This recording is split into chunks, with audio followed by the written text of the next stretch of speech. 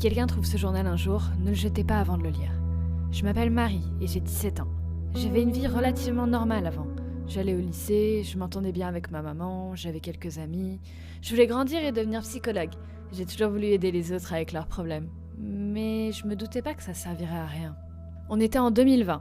Et ce soir-là, il devait se passer quelque chose d'incroyable. Ma maman arrêtait pas de me tanner avec ça, mais j'en avais absolument rien à faire.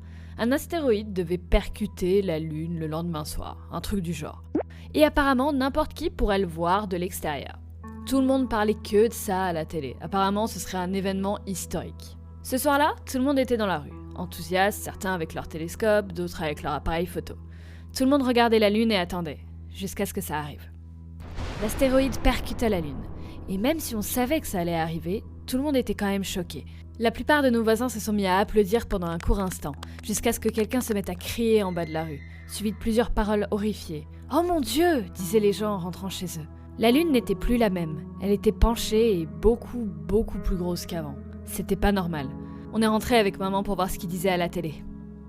Déjà, la moitié des chaînes marchaient plus. C'était bizarre. Sur celles qui marchaient, les présentateurs avaient l'air aussi paumés que nous, jusqu'à ce que l'un d'entre eux eut l'air d'avoir des informations à travers sa petite oreillette. Il devient ultra pâle d'un coup et chuchotait « C'est vrai ?» avant de racler sa gorge et dire « On vient de m'informer que des tsunamis de plusieurs dizaines de mètres de haut ont été aperçus à plusieurs endroits dans le monde. Comme vous le savez peut-être, la Lune contrôle les marées. Et ce qui s'est passé avec la Lune ce soir, on ne sait pas vraiment ce qui s'est passé, mais les marées en sont affectées. » À ce moment-là, j'étais pas encore préparée pour le pire, mais ma mère avait l'air de l'être. Elle ne bougeait plus et écoutait attentivement le présentateur. On vient de m'informer également qu'il y a eu plusieurs raz-de-marée aux États-Unis, qui disait. New York est à moitié submergée et n'a plus de courant. Il en est de même pour la Corse et plusieurs villes de France.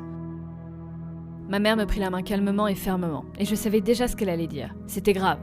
J'allais pas pouvoir aller à l'école demain. Je savais même pas quand est-ce que j'allais pouvoir retourner à l'école. C'était qu'une question de temps.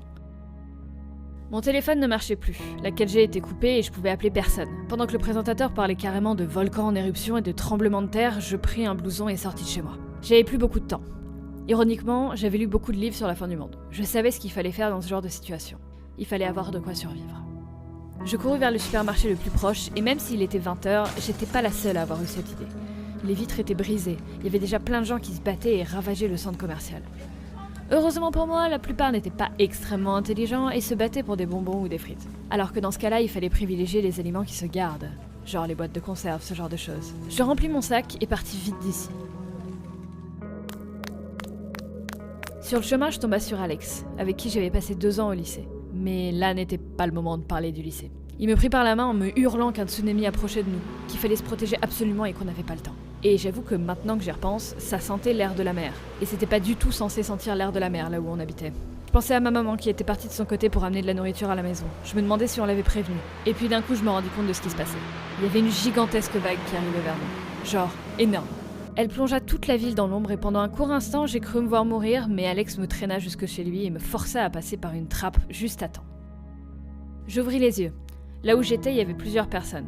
J'étais pas dans la maison d'Alex, mais en dessous. Ses parents devaient avoir beaucoup d'argent et avaient investi dans un espèce de bunker sécurisé. Mais, ironie du sort, ses parents n'étaient pas là. Il y avait Alex, 2 autres garçons de mon lycée et une fille que je détestais qui me harcelait à l'école. Qu'est-ce qu'elle faisait là, elle ? Mais ils étaient tous dans le même état que moi. Je pris place sur le petit canapé et attendis qu'Alex prenne la parole. Il nous dit que le tsunami avait visiblement rasé la ville et que sa maison s'était sûrement effondrée sur la trappe parce qu'il n'arrivait plus à l'ouvrir. On allait devoir rester ici un moment, du moins jusqu'à ce que quelqu'un nous sorte de là. Enfin, ça c'est si quelqu'un nous trouvait un jour. Dans mon sac, j'avais uniquement de la nourriture, mon téléphone et mon journal. C'est là que j'écris ces lignes et que je vais pouvoir documenter les prochains jours, les prochaines semaines, voire même les prochains mois. J'espère pouvoir lire ces lignes moi-même un jour en sortant d'ici. Mais si vous tombez sur ce journal un jour dans un trou, en dessous d'une maison en ruine, c'est que cette maudite vague aura eu raison de moi.